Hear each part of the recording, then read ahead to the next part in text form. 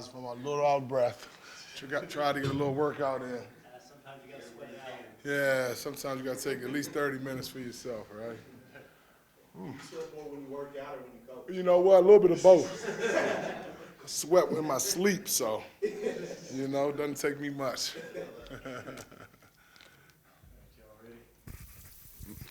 Mike, you have it's an interesting senior class. You got a guy who's been here a long, long time, played a lot of games, and then three guys who came in so late. From your perspective, being around, just what are you going to take away from this group? Well, like you said, 8 newcomers, not a lot of stability in terms of our senior class, but good guys, really good kids that in a rough year, I thought did their best to come together and tried to make the best of a rough situation. And, it's never easy when you don't have guys that you can build from freshman year on up, but I think these guys have really come together and become really good friends. And I think that's the most memorable thing about playing college ball is building those long-lasting friendships and relationships. Mike, I know he'll be there tomorrow, but will Malik play tomorrow in the game? Yeah, Malik will start tomorrow. That's the plan. My intention is to start all 4 seniors, give those guys the opportunity to start and go out the way that they deserve. And I'm looking forward to seeing what they can do. Hopefully the seniors can bring some magic to the Yum on their last game at home, and look forward to seeing all those guys out there together. Mike, what was his reaction, or how did he handle his second, I guess if you want to call it, suspension after not making a trip to Virginia Tech? We just had a brief talk. I think that by now I would like to think that Malik understands that, there's some things that have to happen. Anytime you run an organization, a basketball program, especially one as prestigious as Louisville, we all have to conduct ourselves the right way. And, hopefully Malik understands that, even if he doesn't understand it now. I hope he understands it later in life. But again, I've said this before, sometimes you bump heads, in a family setting, in a setting like this, we aren't always going to agree. It's just how it goes, and it's unfortunate to some extent, but hopefully it's a life lesson and something that we can build from and build on going forward. Given sort of the ups and downs of his year, how do you hope people respond to him tomorrow? Well, I hope they, he's a kid. He's not a professional, and I hope they treat him as such. For a young man to have 4 different head coaches in his time, that's unprecedented here, unprecedented in all of college basketball. And it's unfortunate, and it certainly left an indelible scar on him, I think, and he struggled through that as anybody would. And so I would hope our crowd wouldn't hold that against him and would give him a round of applause and cheer for him and the rest of our guys as we try to beat a really good UVA team tomorrow afternoon. Speaking of UVA, obviously a big challenge for you guys, and they've kind of had Louisville's number of late. What goes into preparing for a unique style of ball that they have? Well, we all know how UVA plays. They're going to slow that thing down and make you guard for 30 seconds. And I think that's the most important thing tomorrow in terms of our game plan, is to see if we can sustain our defensive patience and concentration throughout the possession.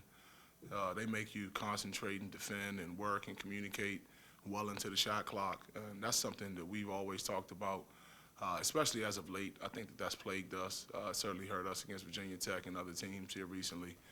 But UVA is the ultimate challenge when it comes to that. And I would like to see our guys be able to really improve in that area and stay with it and have 5 guys be committed to finishing possessions, whether it be, not running into a screen late in the late in the shot clock, whether it be running down a loose ball, getting a defensive rebound, a guard cracking down on the big guy and getting a block out. Just, I tell these guys, I have no idea, fellas, why we wouldn't reward ourselves with finishing a possession when you guard for 20, 25 seconds. Reward yourselves, finish the possession.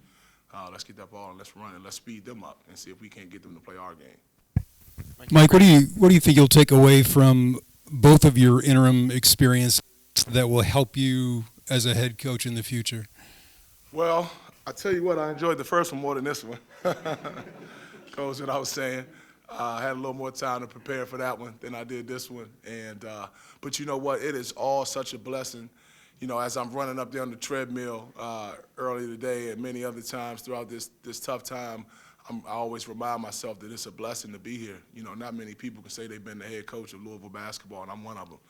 And despite the record, and again, I'm not proud of that at all, but it's something that's been a really rewarding experience, something that I'll definitely learn from. I'll learn from the fact that in your toughest times, you have to be solid, you have to be steady, you have to stay committed to your principles, you have to come in the right way every single day, regardless of a 20-point loss, 2-point loss, doesn't matter. You have to remain who you are at your core.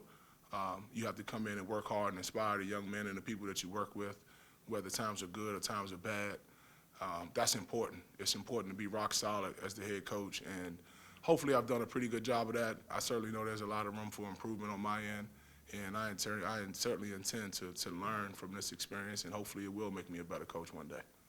Mike, they say that you're never really sure if you're ready or not to be a head coach until you go through it. Yeah. And just going through those experiences, what was it like when you were been able to get this opportunity? Was it like shell shock, a lot of different things? What was it like kind of going through it?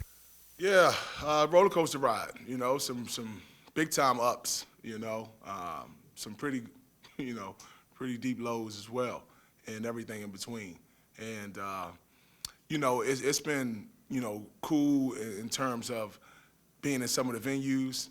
I imagine me sneaking into the picture with Denny Crum and Mike Krzyzewski, right? Like, just like a bystander, just walking through, right? So that was great, coaching in the Dean Dome and doing some other things, and it's been a really gratifying experience, and again, something I'll learn a lot from going forward. Do you have the Bahamas Victory cigar picture framed yet? You know what? I actually have a T-shirt. Even better.